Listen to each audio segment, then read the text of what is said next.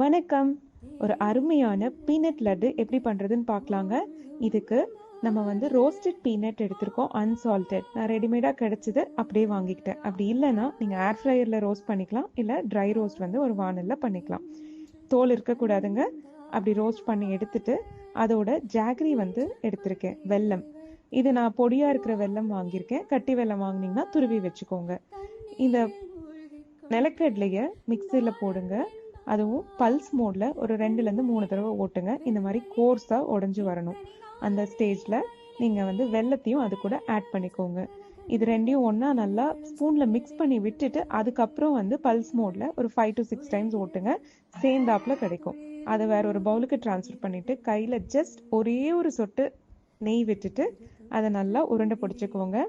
ஒரு high protein, iron rich, 0 white sugar நிலக்கடலை லட்டு இந்த தீபாவளி ஸ்பெஷலா உங்களுக்காக. Happy Deepavali and healthy eating.